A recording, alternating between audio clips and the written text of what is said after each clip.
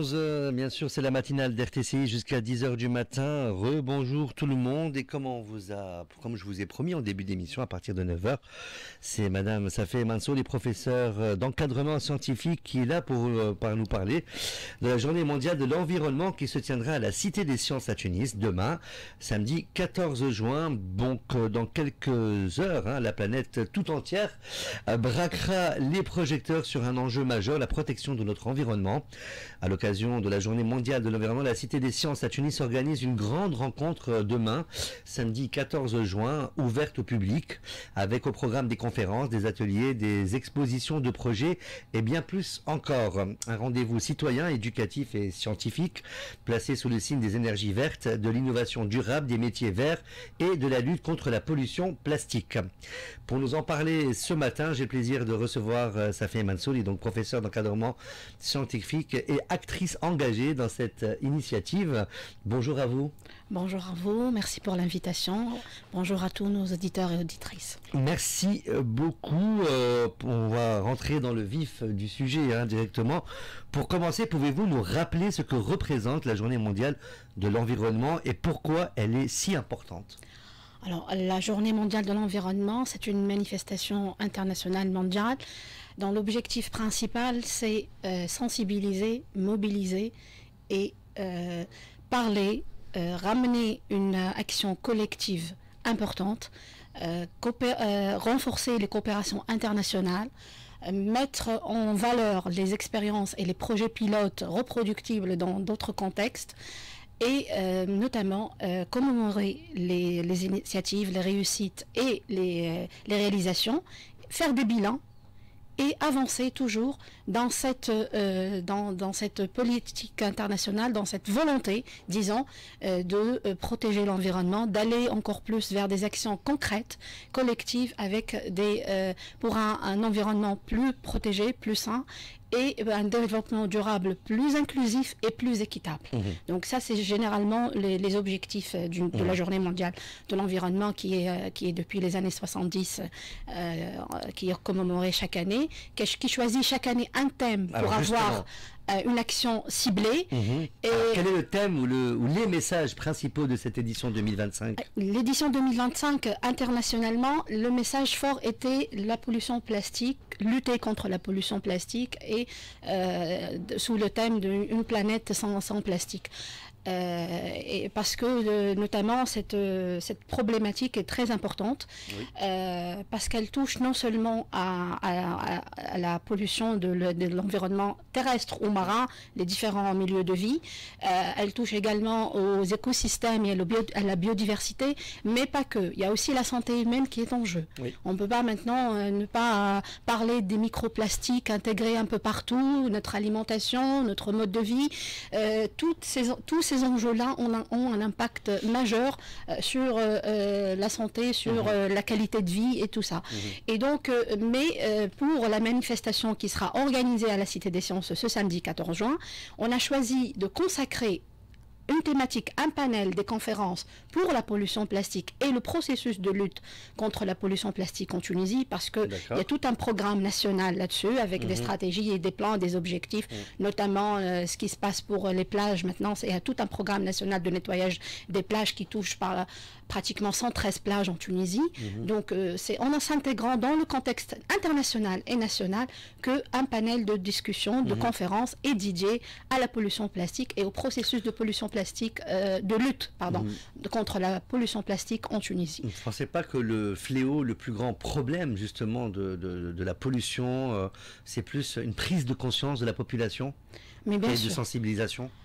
Mais bien sûr. Parce que, c'est-à-dire, nettoyer les plages avec des associations avec 100 personnes, c'est très bien.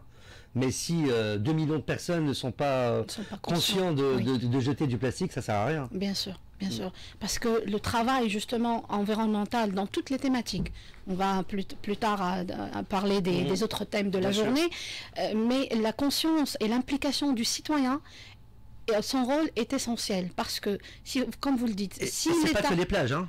Même dans les voitures, on voit des paquets de cigarettes. J'ai cité les plages comme exemple parce qu'il y a un programme maintenant qui est très actif. On est en été et c'est la saison estivale, donc c'est pour un peu intégrer le sujet qui peut intéresser les citoyens. Maintenant, on a envie d'aller se baigner, mais on peut se baigner en gardant nos plages propres. Ouais, ça c'est vrai. C'est très important.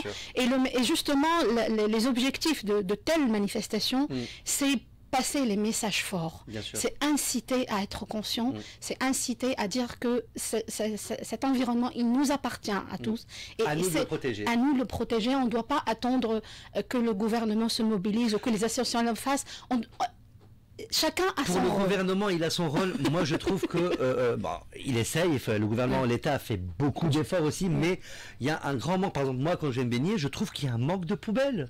Oui. Il y a un grand manque de poubelles. Donc si on veut responsabiliser et faire une prise de conscience pour la population, il faut donner les moyens aussi.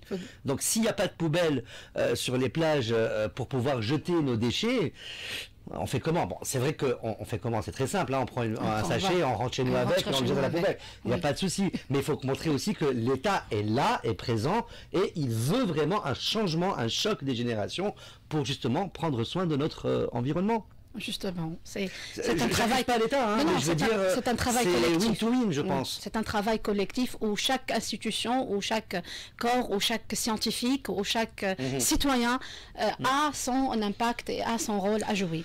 Alors, la journée s'annonce riche, hein, conférences, ateliers, stands. Pouvez-vous nous en dire plus sur le programme prévu à la Cité des Sciences? Alors, le programme a été...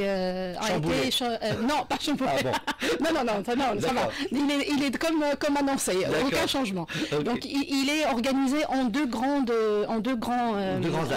axes. Les ateliers et les conférences, ou les conférences et les ateliers. Et dans les stands, il y aura les ateliers avec des expositions de projets, là où il y aura une interaction plus directe, plus dynamique avec le public. Alors pour les conférences, on a 3 panels. Le premier, j'en ai parlé, c'est la pollution plastique. Oui. Le deuxième, c'est les énergies vertes. Et donc on sait que notre pays est un pays fortement impacté par les changements climatiques. Oui. Et le processus de transition énergétique est la clé de la réussite contre la résilience contre le changement climatique. Nous, on a des objectifs 2030, la réduction des émissions CO2. C'est pas loin, hein, 2030, c'est là. C'est là, c'est 5 ans, c'est pas loin. On dit 2030, on sent que c'est loin, mais c'est pas loin. Donc, on a des objectifs, la réduction d'émissions de CO2 de 46%, passer à 35% d'énergie renouvelable pour la production d'électricité. Les entreprises tunisiennes et l'empreinte carbone, justement, c'est l'un des sujets des conférences qui va être exposé. Donc, il y a tout ce processus de transition énergétique qui est installé et qui doit progresser rapidement parce que les objectifs sont dans des deadlines très très proches. Et donc c'est important de parler du processus de transition énergétique en Tunisie. Alors, tout ça c'est bien beau, je suis tout à fait d'accord avec vous pour les adultes, pour peut-être aussi les jeunes adultes qui sont rentrés dans le monde du travail, le monde professionnel, mais moi je pense aussi qu'il faut sensibiliser les jeunes dès leur plus jeune âge, à partir de l'école, à partir de l'éducation. Aujourd'hui, les pays, et la Tunisie est aussi parmi les pays en général, quand on veut avoir un avenir propre pour nos enfants, ça commence à partir de l'éducation nationale. Il faut rentrer ça dans la tête des enfants à partir... C'est-à-dire que si on veut que notre pays avance, il faut miser sur l'éducation, je pense. L'éducation est un volet principal, c'est un axe fondamental. Et intégrer l'éducation environnementale et la culture environnementale dans nos programmes scolaires dès le plus jeune âge, c'est une clé de réussite parce que là, on est dans l'apprentissage aux jeunes, à l'enfant carrément, on n'est pas même aux jeunes, on est un stade d'enfant, et on sait que les comportements éco-responsables et le développement de l'éco-citoyenneté a beaucoup plus de chances de réussir si on l'installe à un jeune âge. Plus on avance, plus on a déjà acquis nos habitudes, nos comportements, et changer de comportement est difficile. Oui. Donc plus on le fait aux enfants, heureusement qu'à la Cité des Sciences, nous avons toute une panoplie d'activités, d'ateliers tout au long de l'année, où l'éducation environnementale a sa place à travers des jeux éducatifs, à travers des écoles d'été comme ce qu'on va, à travers beaucoup d'activités qui on s'intéresse à ce volet de développement d'éducation environnementale, mais dans les programmes scolaires, c'est très important. Vous pensez que ça va se faire dans les années à venir?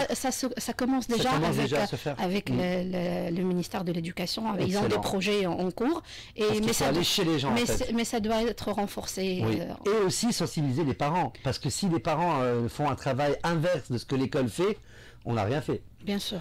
Si les parents, eux, jettent des paquets de cigarettes et des bouteilles en plastique à travers la fenêtre de leur voiture, ou en marchant tout simplement dans la rue, alors que l'école apprend tout à fait le contraire à leurs enfants, là, c'est pas bon du tout, on n'a rien fait. Justement parce que les enfants nous imitent, et donc si vous voulez que votre enfant fasse quelque chose, il faut commencer par la faire. Tout à fait. Et donc, c'est pour ça que j'insiste sur le travail collectif, sur l'engagement. Ça doit venir d'un engagement, d'une prise de conscience de l'importance de ces impacts et de ces enjeux, et de faire en sorte que ce comportement éco-responsable, les éco-gestes, les initiatives individuelles ont leur importance pour accomplir les objectifs. Troisième thème, alors, l'innovation durable. Troisième thème, l'innovation durable. Alors, c'est un panel où c'est ouvert pour plein de sujets. Il y aura le dessalement, il y aura... insister sur l'innovation technologique et l'innovation de la recherche scientifique. Ce que la recherche scientifique apporte comme solution de technologie moderne, d'intelligence artificielle, de modélisation. Donc, les sujets sont variés entre... dessalement, entre résilience climatique, entre start-up et tout.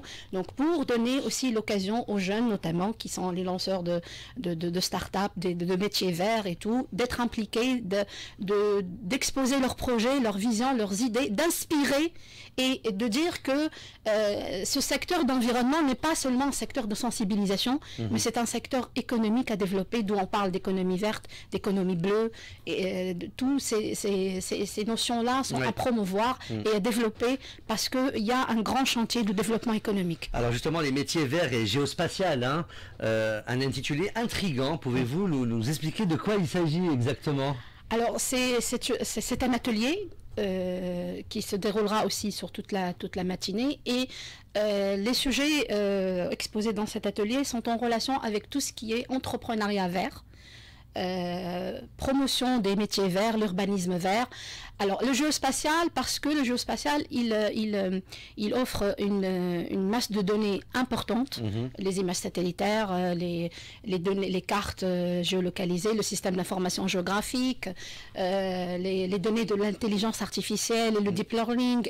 Donc ça se combine pour créer de nouveaux métiers, pour développer des secteurs, pour initier des start-up réussies, des projets pilotes aussi, qui se font un peu partout dans le monde, qui sont reproductibles en Tunisie suivant notre contexte climatique, environnemental, économique et tout. Et donc c'est un atelier qui va analyser toutes ces opportunités-là. Est-ce que vous pensez que les jeunes aujourd'hui, les jeunes Tunisiens, puisqu'on est en Tunisie, sont aujourd'hui plus conscients des enjeux écologiques qu'il y a quelques années? Oui, certainement. Vous avez ressenti ça? Oui, certainement, parce que il y a toute une dynamique à plusieurs niveaux. Par exemple, les associations sont de plus en plus garnies d'étudiants, de chercheurs, de jeunes. Il y a une belle dynamique de jeunesse dans les associations non gouvernementales, et la société civile gorge de dynamique de jeunesse. L'implication des jeunes dans leurs recherches, dans leur métier, ils ont tendance à développer des études scientifiques ou des métiers au sein de tout ce que je viens de citer, et aussi même dans les universités tunisiennes, et Dieu merci, dans les institutions supérieures, il y a une grande dynamique dans les clubs scientifiques. Je vois beaucoup les étudiants entamer des initiatives, organiser des hackathons, des manifestations tout au long de l'année, participer dans des manifestations comme la nôtre. D'ailleurs, on a des participations d'universitaires, de jeunes et de clubs scientifiques. Donc, je trouve qu'il y a une prise de conscience, il y a une belle dynamique à encourager, à renforcer, parce qu'on ne fait jamais assez. Il faut encore développer toutes ces belles initiatives et aller vers l'avant. Oui, c'est long et les défis sont énormes. Oui. Et il faut un travail quotidien et d'une longue haleine et persévérant aussi. Bien sûr. Pour que les résultats soient à la hauteur des défis. Voilà. Alors l'objectif affiché, il est très clair, hein, il est de sensibiliser les décideurs, les citoyens et les parties prenantes. Quelles actions concrètes espérez-vous émerger à court et à moyen terme? Alors justement, un des objectifs de ces manifestations, c'est le renforcement des réseaux de communication et de travail collectif. D'accord. C'est-à-dire, des initiatives peuvent naître d'une telle rencontre et même des projets de recherche ou de projets de réalisation concrète sur le terrain peuvent prendre naissance ou peuvent encore se développer au cours de telles rencontres scientifiques. Et quand je dis projet et quand je dis travail collectif, c'est-à-dire que les projets qui peuvent unir les institutions de l'État, les centres de recherche tunisiens et les instituts de recherche qui travaillent en collaboration avec les institutions de l'État, avec les ONG, donc il y a une dynamique, surtout les projets scientifiques sont très efficaces et ils rapportent beaucoup de résultats, et ces projets-là ont beaucoup de chances d'aboutir et de renforcer le travail collectif organisé, encadré, avec des objectifs clairs, des deadlines précis. Et c'est dans ce genre de conférences et de rencontres que plusieurs initiatives naissent et aboutissent avec de très très bons résultats. On va parler aussi de collaboration et de partenaires. Plusieurs institutions et organismes sont partenaires de cet événement. Que nous dit cette diversité d'acteurs sur la dynamique écologique actuelle en Tunisie ? C'est une diversité. Alors, les acteurs sont, comme vous venez de le dire, sont de mondes différents. Il y a les institutions de l'État. Est-ce que je peux citer quelques-uns ou j'ai pas le... De l'État, il y a le ministère de l'Environnement, il y a les institutions de recherche, les centres de recherche comme le CERT ou le Centre biologique de Boursadeh, plusieurs d'autres associations. Il y a avec nous le Fonds mondial de la nature, il y a l'African Association for Geospatial Development, la GEOS, il y a Réseau Enfants de la Terre qui sont tous très actifs dans l'ANME, l'Agence nationale de maîtrise de l'énergie, l'Institut national des sciences et technologies de la mer, l'Institut supérieur des sciences biologiques appliquées. WWF, on l'a cité. Hein, oui. On l'a cité, c'est le Fonds mondial de la nature, le WWF. Donc il y a plein de monde, il y a toute une dynamique pour dire que justement cette diversité, elle indique deux grandes leçons. La première, c'est que les sciences et les technologies sont les clés de tout développement. Bien sûr. Et le développement durable est exclusivement lié au développement des sciences et des technologies modernes dans l'IA et le géospatial. Et le deuxième message, c'est que l'environnement, c'est un travail collectif et c'est un travail où toutes les parties prenantes doivent accomplir leur rôle et contribuer à ce travail qui doit amener vers la concrétisation de projets avec des outputs, comme le dit, réussis, et dans les temps, surtout dans les temps. C'est le plus important. Oui. Alors, en tant qu'enseignante et scientifique, comment voyez-vous l'évolution de la prise de conscience environnementale dans la société tunisienne ? Je dirais qu'elle avance, mais pas au rythme souhaité. Oui. À petits pas. Oui, à petits pas.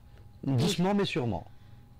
Doucement, mais sûrement. On voudrait bien passer la deuxième, hein, la vitesse. Oui, il faut accélérer. Il faut accélérer un peu parce qu'on risque de perdre beaucoup. Il faut accélérer parce que les enjeux sont énormes. Les enjeux sont énormes et c'est des enjeux actuels et futurs. On n'est plus dans les projections futures où on peut se permettre de faire les choses et d'attendre des résultats dans des dizaines d'années et des vingtaines d'années. On est dans l'action actuelle pour préserver l'actuel et pour sauvegarder l'avenir pour les générations futures. Et pour laisser un monde meilleur pour nos enfants. Ça, c'est important. Et laisser de meilleurs enfants au monde. Aussi. Les deux. Si vous aviez un message à faire passer aux auditeurs ce matin, quel serait-il? Alors, je profite d'être là parmi vous pour lancer un appel. L'objectif, c'est lancer un appel, c'est de dire venez nombreux. Samedi 14 juin 2025, à partir de 8h30 à la Cité des Sciences à Tunis, mobilisons-nous, engageons-nous pour un travail environnemental plus au quotidien et plus inclusif qui englobe tout le monde. Merci beaucoup Safé Mansouri pour votre éclairage et votre engagement. Et puis on le comprend bien, hein, la journée mondiale de l'environnement n'est pas seulement un événement symbolique, c'est une invitation à agir surtout, à repenser nos habitudes et à imaginer ensemble un avenir plus durable. Rendez-vous donc est pris demain, samedi 14 juin à partir de 8h30 à la Cité des Sciences à Tunis pour une journée ouverte à toutes et à tous, gratuite, riche en idées, en échanges et en solutions concrètes. Parce que préserver notre planète, c'est l'affaire de chacun et ça commence maintenant. Merci encore une fois d'avoir accepté notre invitation. Merci. Et puis, très belle journée à vous. 9h31 sur les ondes de Radio Tunis Inter. On continue la matinale jusqu'à 10h du matin.